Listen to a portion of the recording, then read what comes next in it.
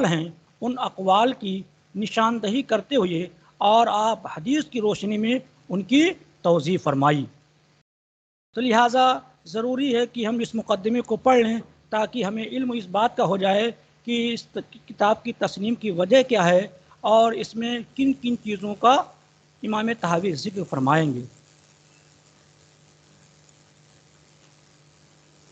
اب ترجمہ ہم کرتے ہیں انشاءاللہ، پھر آگے جو باب بیان کیا جائے گا میں اس کے متعلق کچھ باتیں ذکر کروں گا۔ امام طحاوی رحمۃ اللہ علیہ فرماتے ہیں قال ابو جعفر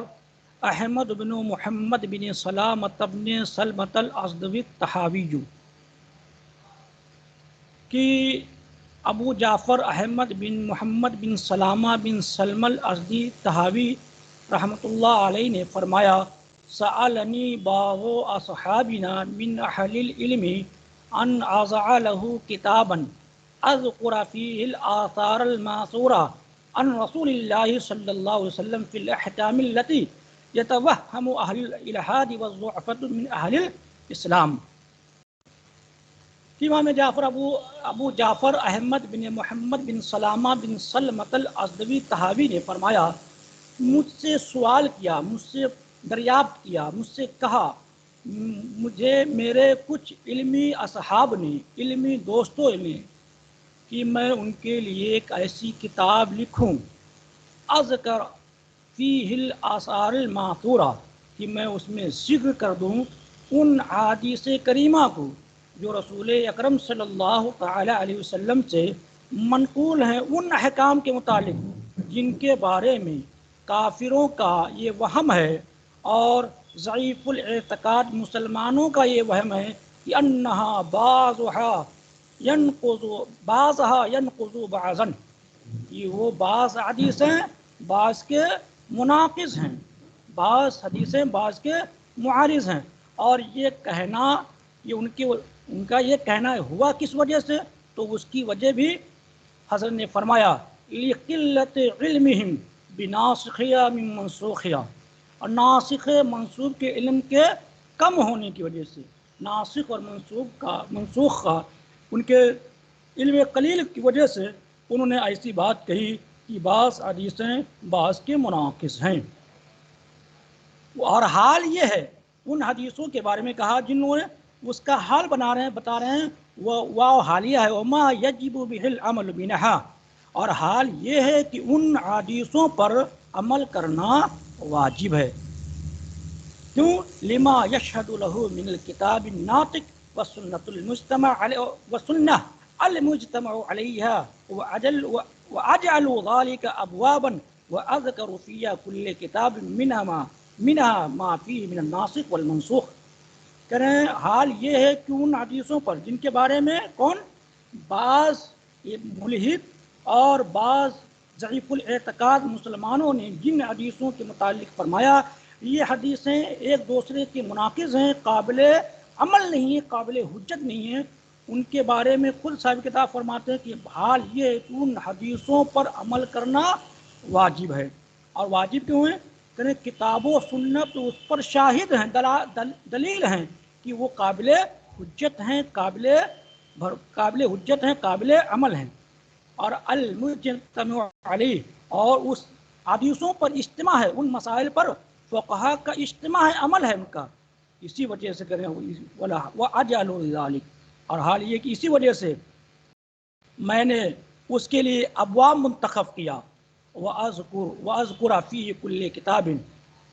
اور میں نے ان کے لیے ابواب ذکر کروں گا وَأَذْكُرُ فِي كُلِّ كِتَابٍ مِّنْهَا، اور میں ذکر کروں گا ان میں سے ہر ایک کتاب میں ما فیہ من الناسخ والمنسوخ، جو ناسخ و منسوخ کی باتیں ہوں گی اس کتاب میں ان کو ذکر کروں گا۔ وَتَأْوِيلَ الْعُلَمَاءِ، اور کیا ذکر کروں گا؟ علماء کی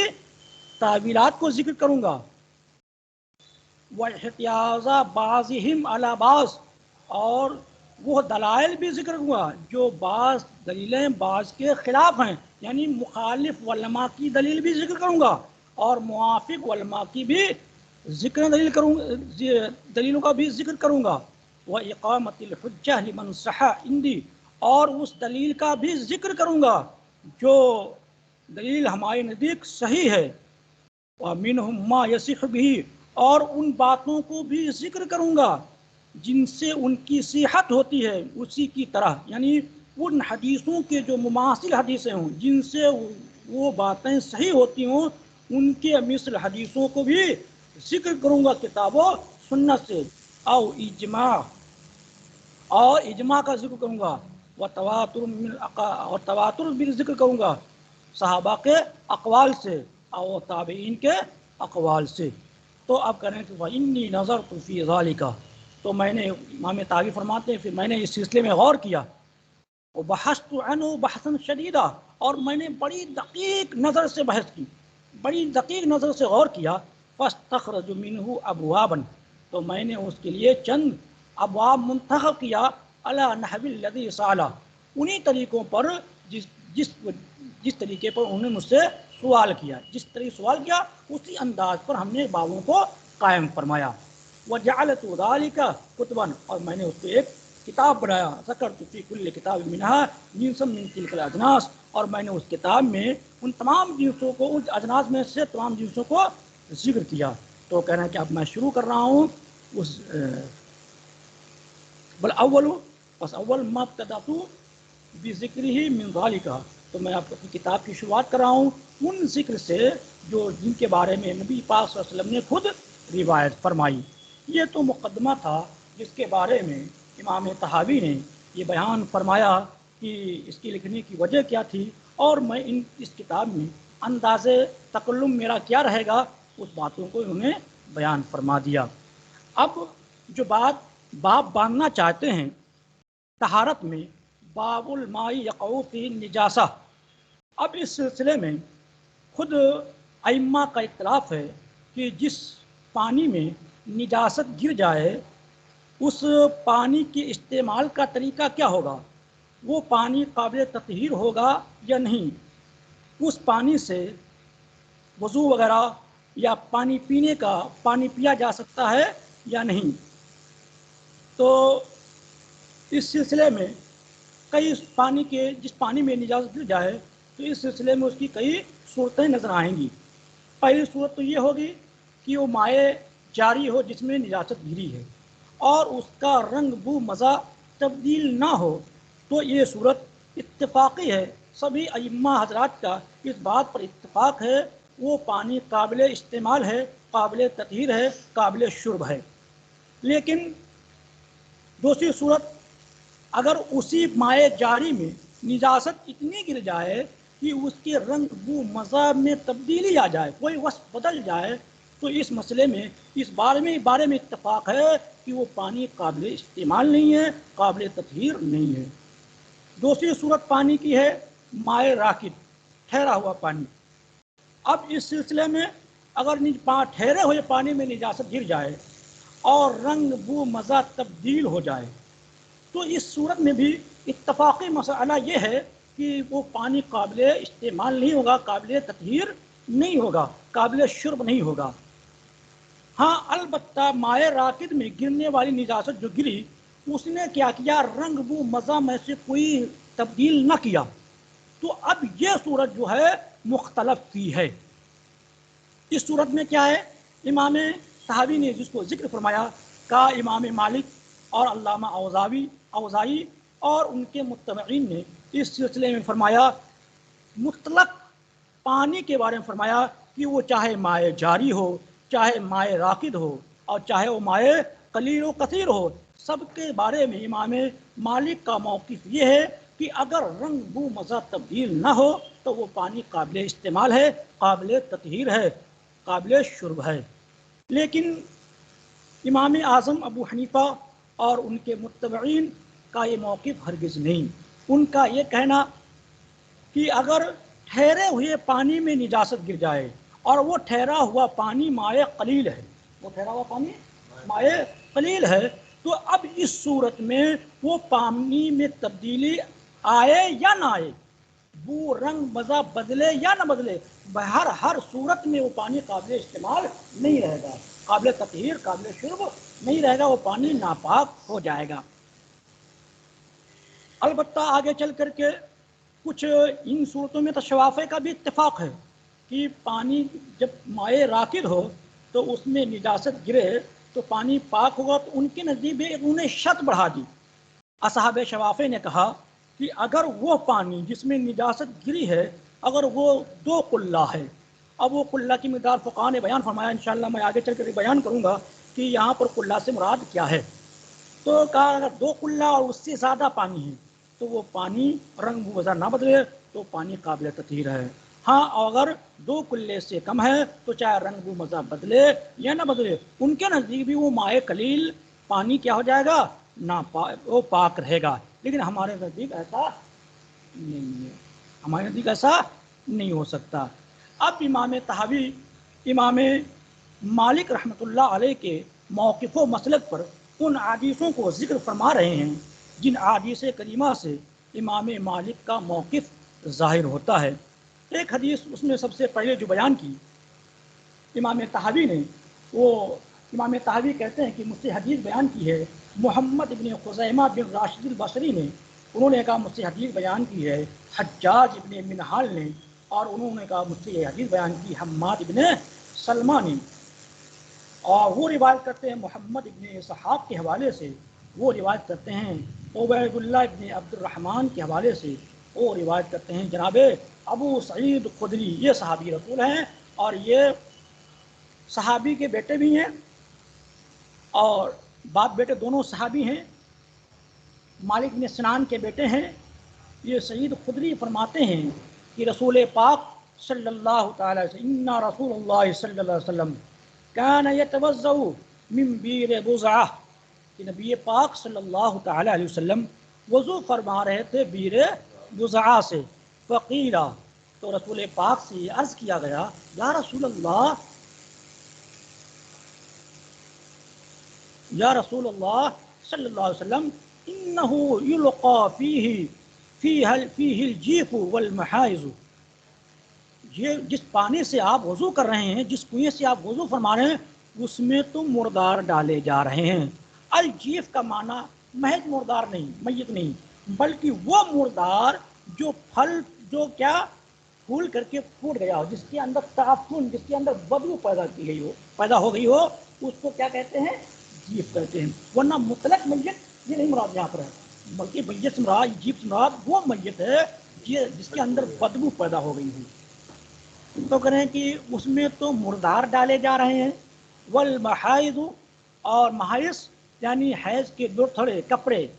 ڈالے جا رہے ہیں۔ فقال، فرمایا ان الماء لا ینجس لا ینجس، دونوں پر، باب نصرہ سے بھی اور باب سمیہ سے بھی، لا ینجسو پڑھیں گے تو باب سمیہ سے نجسہ ینجسو، اور باب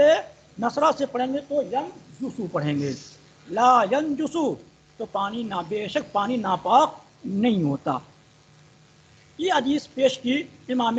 طحاوی نے امام مالک رحمۃ اللہ علیہ کے موقع پر، اور فرمایا کہ یہ حدیث، اسی حدیث کو امام مالک نے اپنے موقع پر پیش کیا اور اسی کو اپنے مذہب کی دلیل بنایا، جو صراحت ظاہری معنی کے طور پر امام مالک رضی اللہ تعالی عنہ کی قول کی تائید کر رہی ہے۔ اب یہ حدیث، اس حدیث کی جو تخریج کی ہے، ابو داؤد نے بھی تخریج کی ہے حدیث کو، امام ترمذی نے کتاب الطہارت کے اندر بیان کیا ہے، ابن ماجہ نے کتاب الطہارت کے اندر باب الرخصت بفضل وضوء المرأة کے سلسلے کے تحت اس حدیث کو نقل فرمایا کہ، اور دوسری حدیث جو امام طحاوی بیان فرما رہے ہیں، حدثنا ابراہیم بن ابی داؤد سلیمان ابو داؤد الاسدی قال حدثنا احمد بن خالد الوہبی قال حدثنا محمد بن اسحاق عن سلیط بن ایوب عن عبید اللہ بن عبد الرحمن بن رافع عن ابی سعید الخدری۔ اس حدیث کی بھی راوی کون ہے؟ جناب ابو سعید خدری رضی اللہ تعالی عنہ ہیں۔ قال، فرمایا قیل یا رسول اللہ انہو یستقى لک من بیر بزا، یہاں پر ایک عمل جناب سعید خدری نے نبی پاک کا ذکر فرمایا، اور وہ عمل کیا تھا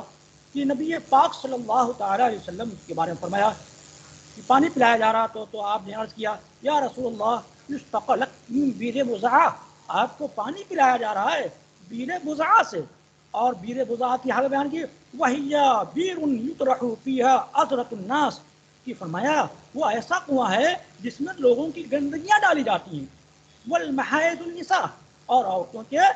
محائض کے کپڑے ڈالے جاتے ہیں، ولحم الکلاب، اور گوشت کتے کے گوشت ڈالے جاتے ہیں۔ فقال، تو فرمایا ان الماء طہور، بے شک پانی کیا ہے؟ پاک ہے، لا ینجس، مزید سے مزید کی لا ینجس شیء، کوئی شے اس کو نجس۔ اب بتائیے یہ حدیث تو کھل کر کے امام مالک کے قول کی تائید کرتی ہے، اس میں صراحت کے ساتھ امام مالک کے قول کی دلیل موجود ہے، کیونکہ اس میں اتنی گندگیاں ڈالی گئیں، اس کے باوجود وہ پانی کے بارے میں اللہ کے نبی نے فرمایا یہ پانی کیا ہے؟ پاک و صاف ہے، اور خود پی رہے ہیں اسی سے۔ یہ عمل بتا رہا ہے کہ اگر گندگی پڑ جائے تو پانی نجس نہیں ہو سکتا۔ اب اس حدیث کی جو تخریج کی ہے جناب ابو داود نے اپنی کتاب کے اندر، اور علامہ نسائی نے اپنی کتاب کے اندر اس کو نقل فرمایا ہے باب المیاہ کے متعلق۔ اب تیسری حدیث جو بیان کی جا رہی ہے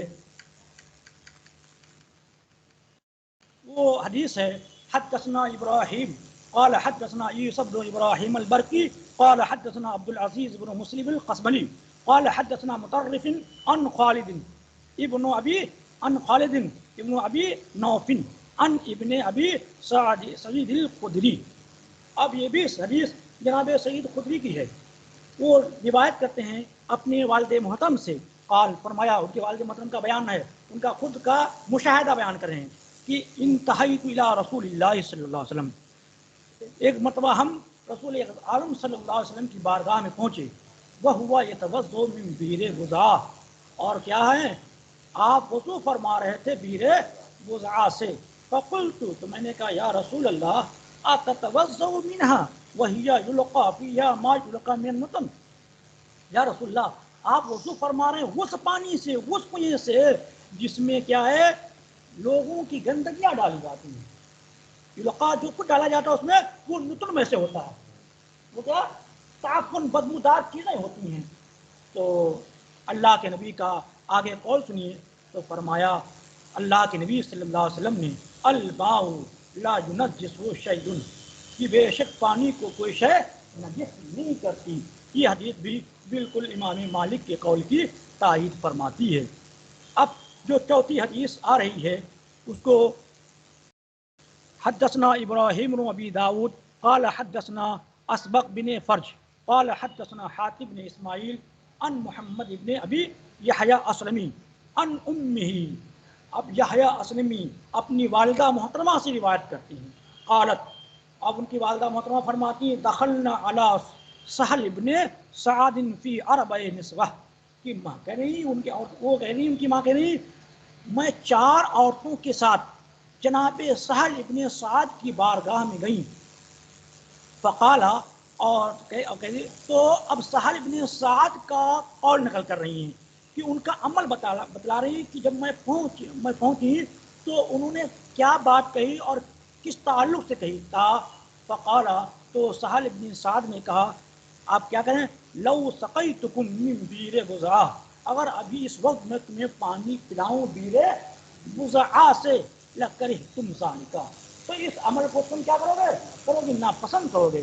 وقد سقیت رسول اللہ صلی اللہ علیہ وسلم منہا بیدی، اور خود کا عمل بتا رہے ہیں کہ حال یہ ہے کہ میں خود رسول پاک صلی اللہ علیہ وسلم کو اپنے دستوں سے اپنے ہاتھ سے نبی پاک کو اس سے پانی پلاتا تھا۔ دیکھیے عمل دیکھ لیجیے جناب، یہ پورا عمل امام مالک کے قول کی تائید ہے۔ حدیث نمبر 5 جو آ رہی ہے اس کو سماعت کر لیں، پھر میں امام طحاوی کا محکمہ بیان کرنے کی کوشش کروں۔ حدثنا فہد بن سلیمان بن یحییٰ قال حدثنا قال محمد بن سعید الاصبحانی قال اخبرنا شریک بن عبد اللہ النخعی عن طریف البصری عن ابی نضرہ عن جابر او ابی سعید۔ اب راوی کو شک ہو رہا ہے کہ راوی جو مجھ سے بیان کیا ہے وہ جناب امام حضرت جابر رضی اللہ تعالی عنہ ہیں یا تو ابو سعید خدری ہیں، شک ہے، دونوں صحابی رسول ہیں۔ کسی بھی راوی سے حدیث منقول ہو، چاہے جابر سے روایت منقول ہو، چاہے جناب ابو سعید کی روایت ہو، دونوں قابل حجت ہیں، قابل اعتبار ہیں۔ کالا اور کالا کننا مع رسول اللہ صلی اللہ علیہ وسلم فی سبحنا، کہہ رہے ہیں کہ اب یہاں سے اپنا عمل بتلا رہے ہیں کہ ہم لوگ رسول پاک صلی اللہ تعالی علیہ وسلم کے ساتھ ایک سفر میں تھے۔ فانتحینا الی غدیر، تو پڑاؤ ڈالا، پڑاؤ ڈالنے کے بعد کہہ رہے ہیں کہ فانتحینا الی غدیر، تو ہم لوگ پہنچ گئے ایک گدی کے پاس، ایک بڑے تالاب کے پاس، اور جب پہنچے وہ جیفۃ فیہ،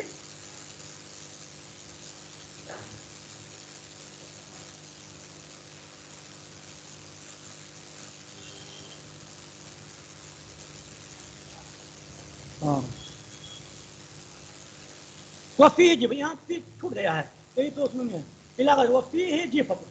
واو زیادہ ہے، واو نہیں، وفی ہی جی فتن، اور اس میں کیا پڑے ہوئے تھے مردار، اس نسخے میں فی ہی چھوٹ گیا ہے، کہ فن تحینا الی غدیر، ہم لوگ پہنچے ایک غدیر کے پاس، ایک تالاب کے پاس، وفی ہی جی فتن، لفظ فی یہاں پہ چھوٹ گیا ہے، وفی ہی جی فتن، اور اس میں کیا تھے مردار پڑے ہوئے تھے، فکففنا، تو کریں کہ ہم استعمال سے بالکل رک گئے۔ اب کیسے پانی پی اس میں، وکف الناس، وکف الناس، اور جو ہمارے ساتھ لوگ تھے وہ بھی استعمال کرنے سے رک گئے، بات ہے،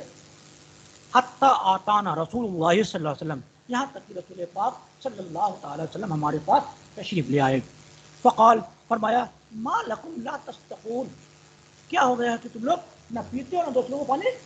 پینے دیتے ہو، نہ پیتے ہو نہ پلاتے ہو، کیا مطلب ہے؟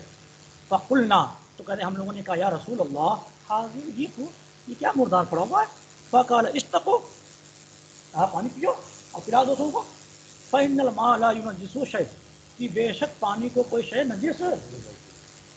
فاستقینا وارتوینا، تو کہنے کہ ہم نے پیا اور خود سیراب ہو گئے۔ اب ان 5 حدیثوں میں اور اس حدیث کو جو روایت کیا ہے سمجھے دارقطنی نے اور طبرانی نے معجم الکبیر کے اندر، اب یہاں سے امام طحاوی کا محاکمہ چالو ہے، اور محاکمے کے سلسلے میں سب سے پہلے فرماتے ہیں کہ ذہبا قوم الی ھذی الآثار، بس ایک قوم انہی آثار کو اپنا مذہب بنا لیا۔ قوم سے مراد یہاں پر محشین نے کہا امام مالک ہیں اور ان کے متبعین حضرات ہیں۔ فقالوا، تو ان لوگوں نے قول کیا ان حدیثوں کی بنیاد پر، لا ينجس الماء شیء، کہ پانی کو کوئی شے نجس نہیں کرتی ہے، وقع فیہ، جو کہ نجاست اس میں، جو شے اس میں گر گئی ہو، الا، مگر کیا ہے، اس پانی کے بعد اپنی حالت باقی رہنے کی شرط کیا ہے، ایک شرط لگا دی، ان یغیر لونہ، کیا ہے، الا ان یغیر لونہ او طعمہ او ریحہ، مگر یہ کہ اس کا رنگ، اس کا مزہ، اس کی بو میں سے کوئی بدل جائے تو پانی کیا ہو جائے گا،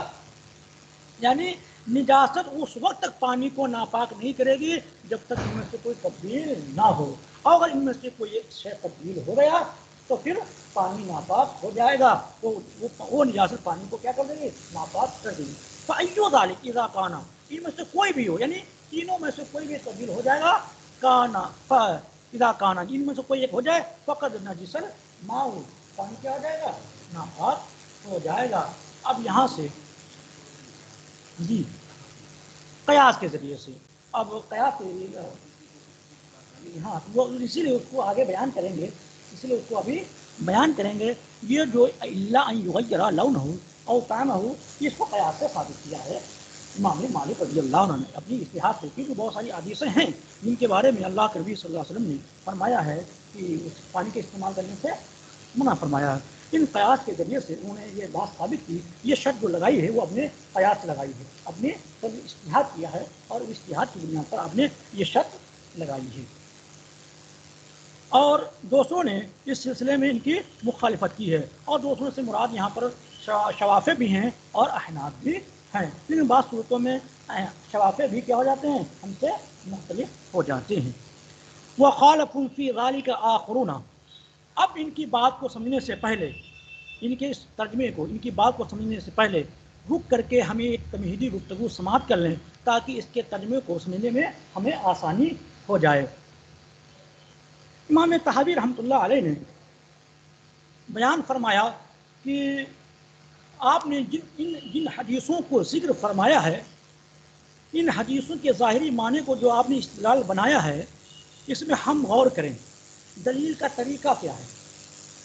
تو کریں کہ دلیل میں اس قول کو پیش کیا جاتا ہے جس قول میں کوئی اختلاف نہ ہو، ورنہ وہ قول قابل حجت رہے گا ہی نہیں. تو آپ نے اس پوری تمام حدیثوں میں ایک بیر بضاعہ کو آپ نے دلیل میں پیش کیا ہے. یہ بیر بضاعہ کو کیا بنایا ہے؟ حجت بنایا ہے. اور اب ہم غور کریں گے یہ بیر بضاعہ کون سی چیز ہے، یہ بیر بضاعہ میں علماء کا کیا بیان ہے. تو اس تحقیق کریں گے. اس کا معنی بالکل وہی معنی ہے جو آپ نے مراد لیا ہے. جس معنی کو مراد لے کر کے آپ نے دلیل قائم کی ہے، آیا وہی معنی مراد ہے یا اس کا اور کوئی معنی مراد ہے. تو کہتے ہیں امام طحاوی نے، میرے استاد محترم نے علامہ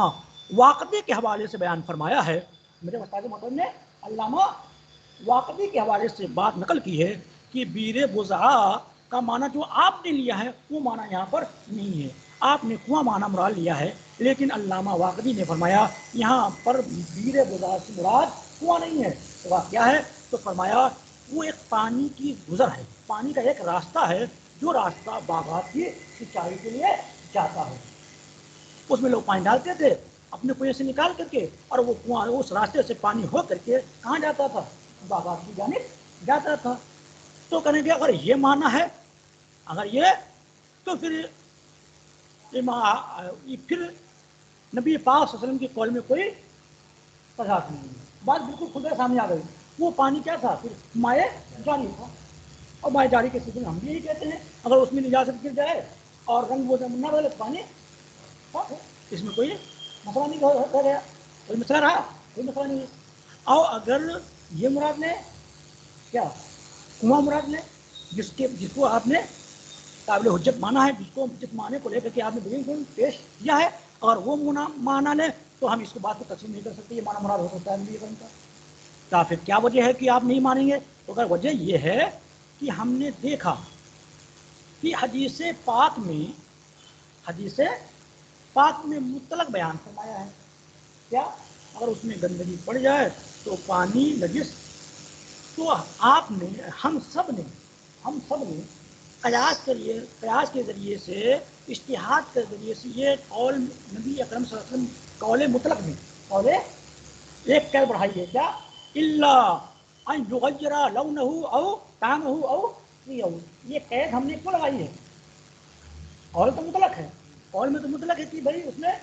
حیض کپڑے اور ڈالے جاتے تو زیادہ پانی پاک ہے. لیکن ہم نے قیاس کے ذریعے سے، اجتہاد کے ذریعے سے اس میں ہم نے ایک شرط لگا دی. وہ کیا شرط؟ الا ان یغیر لونہ او طعمہ او ریحہ. مگر اس کا کیا رنگ وہ مزہ میں سے تھوڑا تبدیل ہو یا تو پانی ناپاک.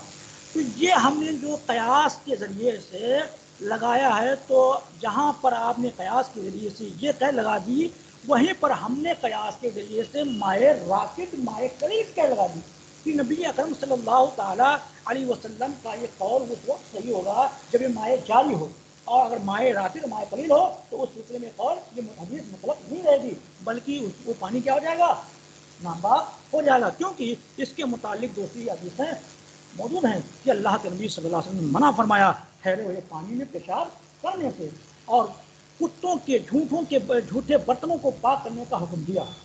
تو اگر وہ یہاں پر تو رنگ مذہبی نہیں بدلے، پھر بھی اللہ کے نبی نے کیا کیا؟ تو اس کا مطلب یہ ہے کہ نجاست گرنے سے پانی کیا رہتا ہے؟ ناپاک. لیکن ہاں ہم نے اس میں یہ شرط لگا دی اگر مائع قلیل ہے تو ناپاک ہوگا، اور مائع قلیل نہیں ہے، مائع کثیر ہے، مائع جاری ہے، تو قول حدیث کا اپنا معنی ظاہری موجود رہے گا، اس میں کوئی تبدیلی نہیں آئے گی، تاکہ کوئی حدیث میں تضاد بھی. تیسری بات یہ کہ آپ نے جو یہ بات کہی ہے بیر بضاعہ میں اتنی گندگی پڑنے کے باوجود اللہ کے نبی صلی اللہ تعالیٰ علیہ وسلم نے اس کو کیا قرار دیا؟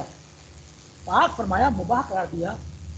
ہم اپنی عقل سے فیصلہ کریں امام طحاوی کہتے ہیں ہم اپنی عقل سے ہم اپنے ارد گرد دیکھیں غور کریں تو غور کرنے کے بعد ہمیں یہ بات یقین کے ساتھ معلوم ہو جاتی ہے، اس بات معلوم ہو جاتی ہے کہ اگر جو نجاست کی گرنے کا ذکر بیر بضاعت کے متعلق بیان کی گئی ہے، اگر اس سے کم درجے کی، اس سے بہت کم درجے کی نجاست اگر کسی کنویں میں گر جائے، اس کا رنگ بو بجا نہ بدلے، یہ بات کیا ہے؟ محال و ناممکن ہے۔ جب اس کے کم درجے کی نجاست کے گرنے سے کنویں میں پانی کا رنگ بو مزہ بدل جاتا ہے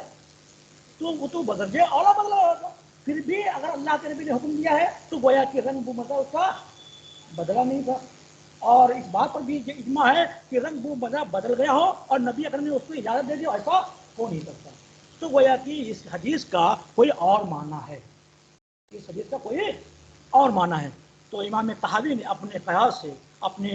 تمام دلائل کو دیکھنے کے بعد فرمایا پھر اس حدیث کا معنی کیا ہونا چاہیے؟ تو کہا اس حدیث کا معنی یہ ہوگا کہ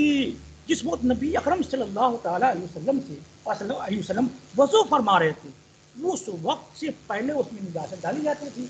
پھر جب نبی پاس میں وضو فرما رہے تھے اس سے پہلے اس نجاست کو کیا کر دیا گیا؟ نکال دیا۔ کنواں ہے، ٹھیک مان لیتے کنواں ہے، لیکن اب یہ مانا پھر کنواں نہیں ہے تو یہ مانا مراد نہیں ہو سکتا، بلکہ کیا ہوگا؟ وہ تمام ساری نجاستیں کیا ہو گئی ہوں گی؟ نکال دی گئی ہوں گی، نکال دی گئی۔ اب نکالنے کے بعد جو پانی اور کنویں میں آیا تو اللہ کے نبی فرمایا اب یہ پانی نجس نہیں ہوگا۔ وجہ کیا ہے؟ وجہ کہ یہ سوال کیوں صحابہ نے کیا تھا، پوچھا کیوں تھا، کہا کیوں تھا؟ اس کی وجہ یہ تھی کہ ایک ضابطہ سنیے غور سے یہ کہ بھئی جس کنویں میں نجس پانی ہوگا اس کی دیواریں بھی کیا ہو جائیں گی؟ اس کے اندر کچڑا بھی ہوگا، بھیگی مٹی بھی ہوگی، تر مٹی بھی ہوگی، وہ بھی ناپاک ہوگی، اور پانی نکالنے کے بعد پانی کے چند قطرات بھی باقی رہ جائیں گے۔ تو اب یہ تین چیزیں، کیا دیواروں کا ناپاک ہو جانا، کیچڑ کا اس میں موجود ہونا، پانی کے چند قطرات کی موجودگی، یہ ساری چیزیں صحابہ کو مشکل میں ڈال رہی تھی، یہ ساری چیزیں صحابہ کو مشکل میں ڈال رہی تھی، اور سمجھ نہیں پا رہے تھے صحابہ کرام کہ اب جو پانی گندا پانی تھا ناپاک تو نکل گیا، نجس چیزیں نکل گئی، لیکن یہ چیزیں تو موجود ہیں ابھی،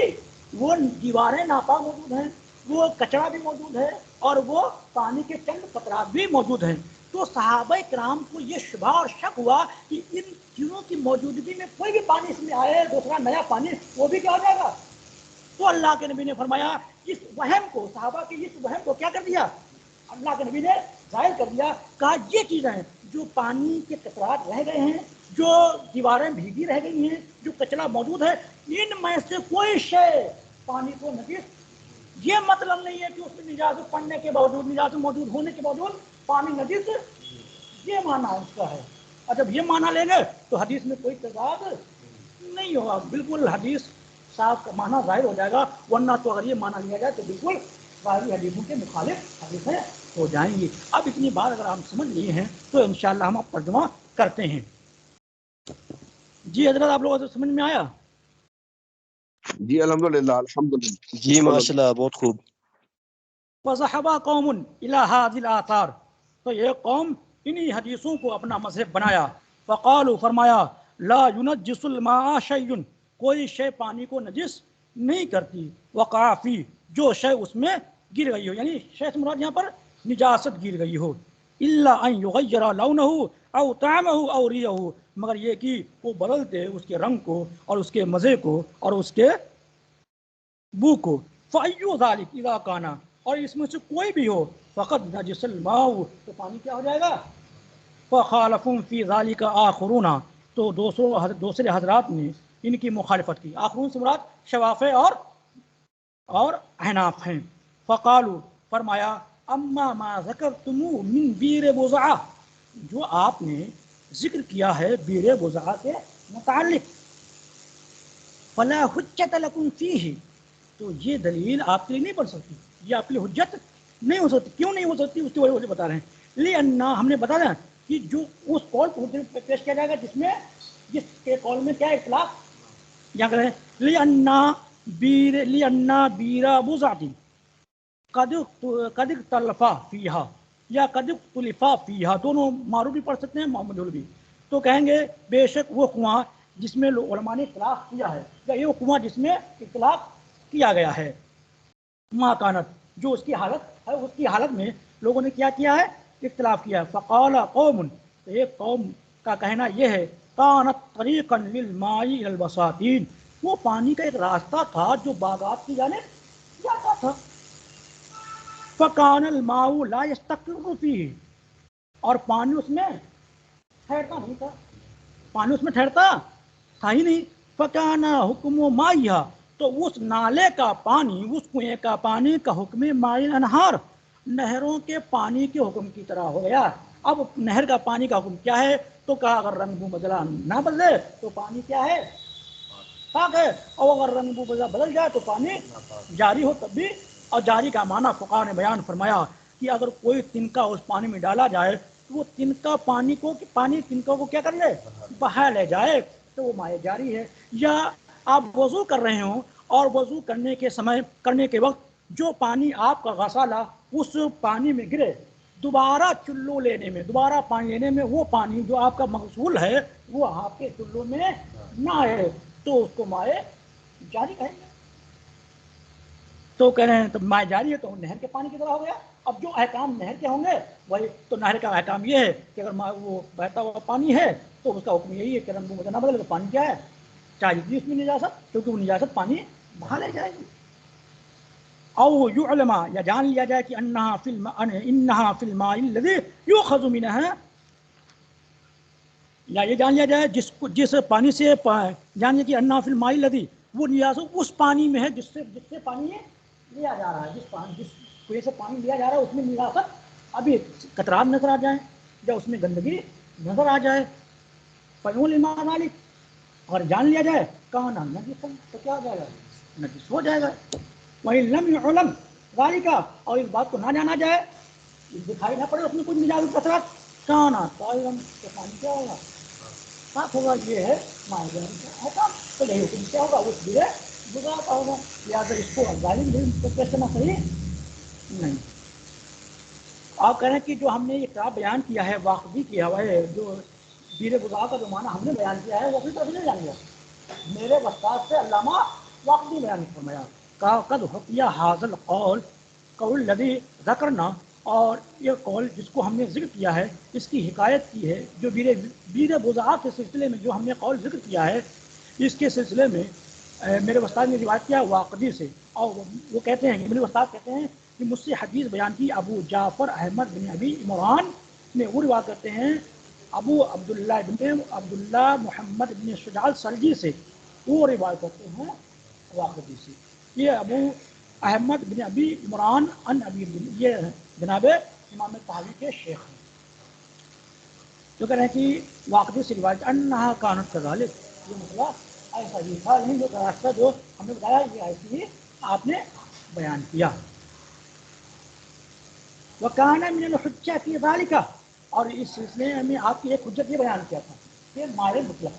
یہ اصل میں ایک اعتراض کا جواب بھی ہے اور ایک طرح کا جواب بھی ہے. وہ یہ جو ابھی میں نے بیان کیا تھا کہ آپ نے امام شافعی نے اعتراض کیا، امام مالک نے اعتراض کیا احناف پر، کہا آپ نے یہ کہاں سے لگا دیا کہ مائع قلیل ہو، مائع کثیر ہو، مائع جاری ہو، مائع یہ کہاں سے آپ نے لگا دیا؟ تو کہا جہاں سے آپ نے مائع تبدیلی کی، جہاں سے آپ نے قید لگائی وہیں سے ہم نے مائع قلیل اور مائع کثیر اور مائع جاری اور مائع راکد کی بھی قید وہیں سے لگائی ہے. اگر ہم نہیں لگا سکتے تو آپ نے یہ قید کہاں سے لگائی؟ جس طریقے سے آپ نے تبدیلی لون کی قید لگائی ہے اسی طریقے سے ہم نے کیا کیا ہے؟ راکد اور جاری کی قید بھی اور قلیل و کثیر کی قید بھی لگائی ہے. دیکھیے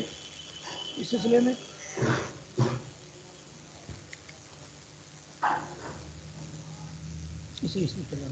ہاں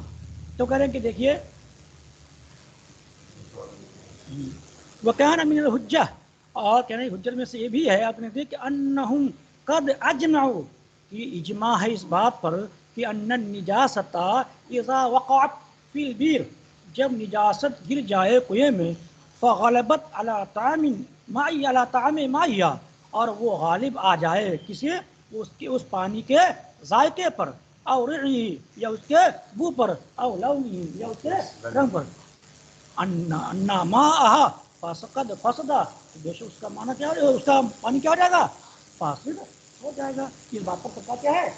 اجماع ہے ولیسا اتنی بات بیان ہے حدیث پاک میں آپ نے کہا ولیسا فی حدیث بیر بزا من هذا الشیء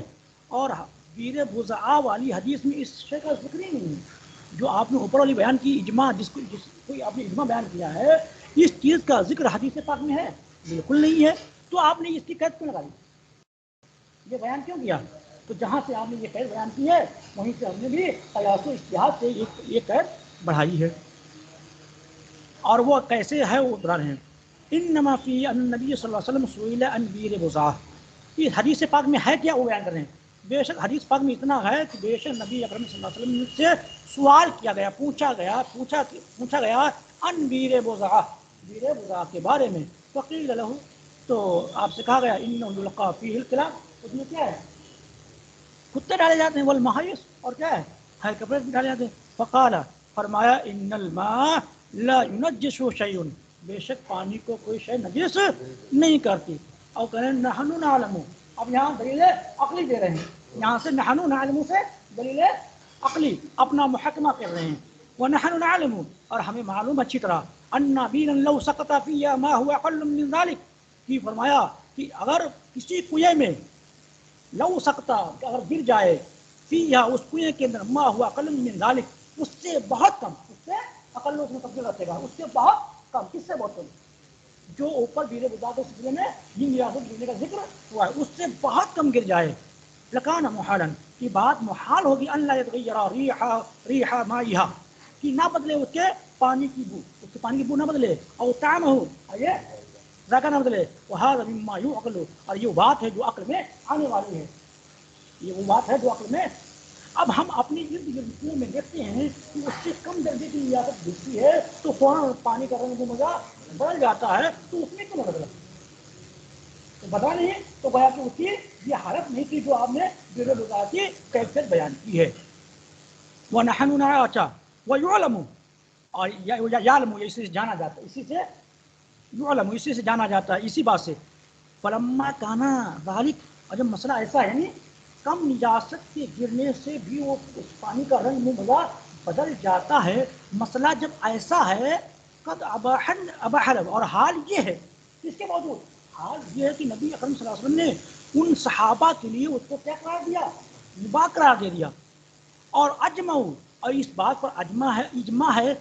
کہ اللہ ذالک لم یکن ایسا ہو نہیں سکتا یعنی اجماع کس بات پر ہے اجماع سنیں اس کو سمجھنا بہت ضروری ہے اجماع کس بات پر اجماع اس بات پر ہے کہ نبی پاک صلی اللہ علیہ وسلم اس پانی کے استعمال کا حکم نہیں دے سکتے ہیں جس پانی کے رنگ و مزہ بدل گیا ہے پھر بھی بیر بزا کے پانی کے استعمال کا حکم آپ نے دیا اور خود آپ نے استعمال کیا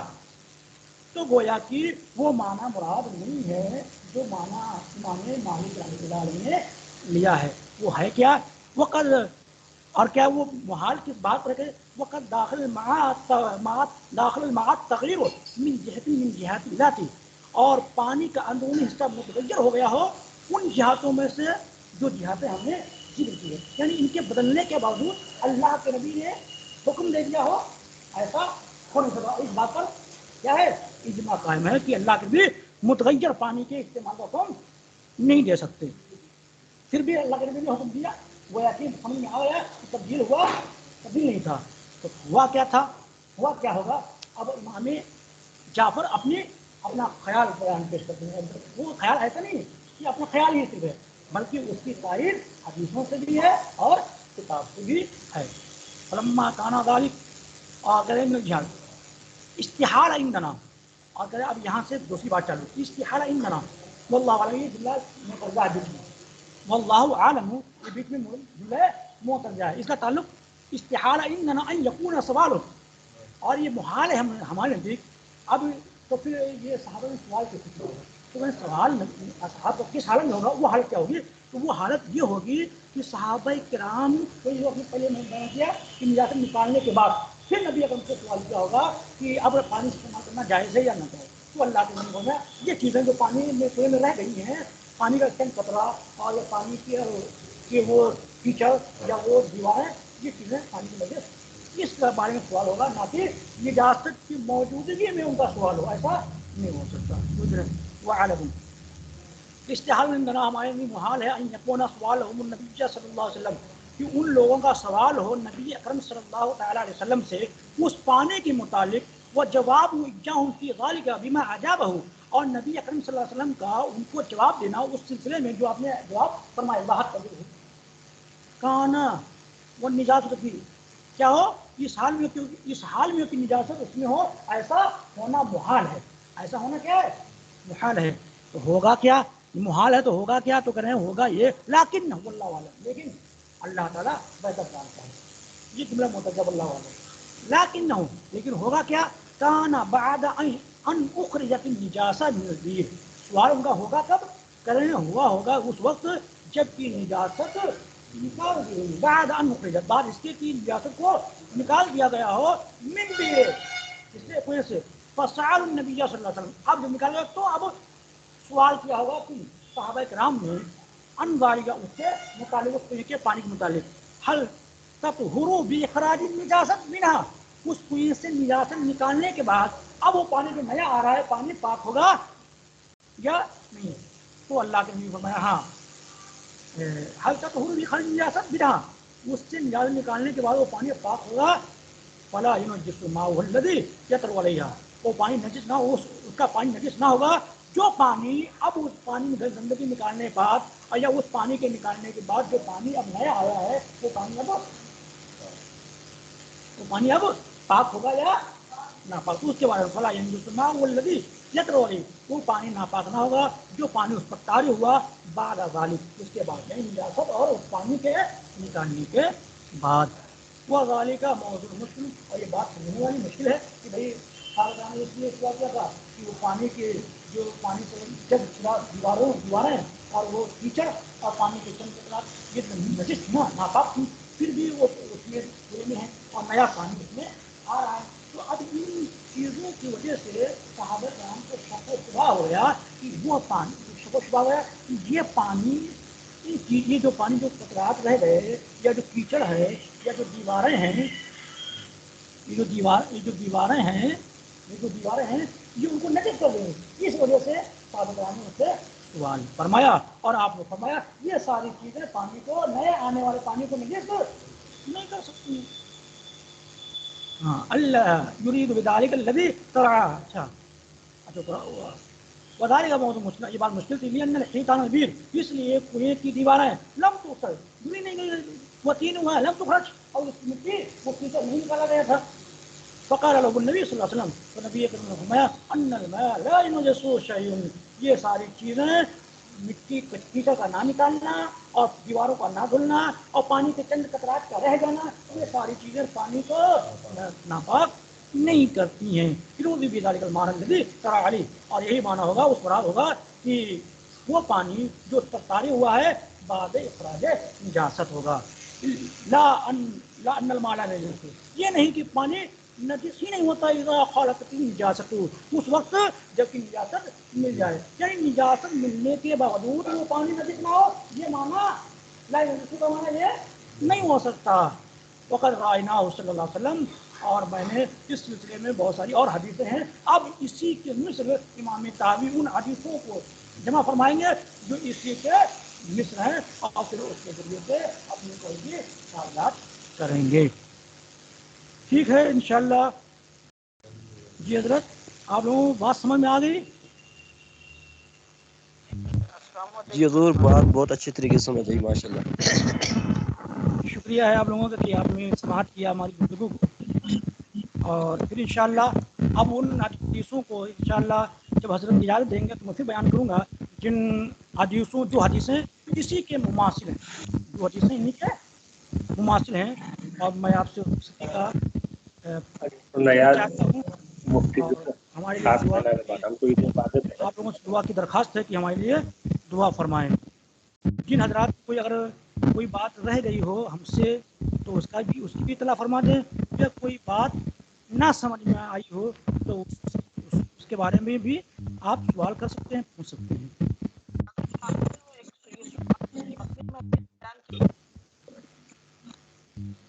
جی